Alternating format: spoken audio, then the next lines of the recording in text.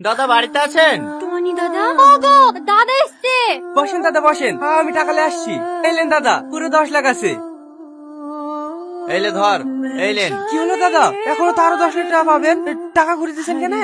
আমার ধার দেওয়ার টাকা আমি পেয়ে গেছি, শুধু আমার দরকার নাই। ও টাকা তোমার কাছেই রাখো। কিন্তু দাদা, আমার তো 15 লাখ টাকা 3 বছরে 30 লাখ টাকা দেওয়ার কথা। সে আমি জানি, সমস্যায় পড়েছিলে বলেই তো আমার কাছ থেকে টাকা ধার নিয়েছিলে।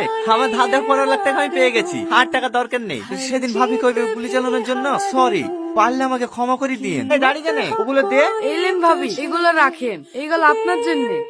আসি দাদা। ভাবে চলে গেলে হয়? এতগুলো ফল নিয়ে এসছেন, একটু বসেন, এক কাপ চা করে দিই। না না থাক ভাবি, আগে আপনি সুস্থ হন, অন্য দিনে শিখাবো। চ। আমি অবাক হয়ে যাচ্ছি, মানুষ এতটা পাল্টাতে পারে। গ্রামের মানুষ টনির নাম করলেই আমার রাগ হতো, এ চোখেই দেখলাম সত্যি মানুষটা অনেক বদলে গেছে।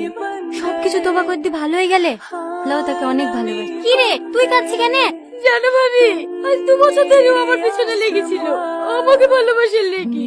আমি ওকে পাত্তা দিইনি, আর আজ আমি ওকে ভালোবাসতে যাচ্ছি, ওই আমাকে রিজেক্ট করছে। তুই ওকে ভালোবাসিস? ওকে বাসতুক না, ভালো হয়ে যাওয়ার পর থেকে বাস। ও তো চিন্তা করিস নি, আসলে ও ভালো হয়ে গেছে তো, তাই আর প্রেম ভালোবাসাতে জড়াতে চাইছে না।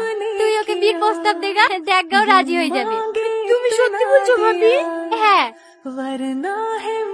শাহিন শাহিন, আমাদের বিয়ের পাওয়ার কথা হয়ে গেল রে। আগামী শুক্রবার হইবি, আমরা ওকে মিষ্টি খাওয়া।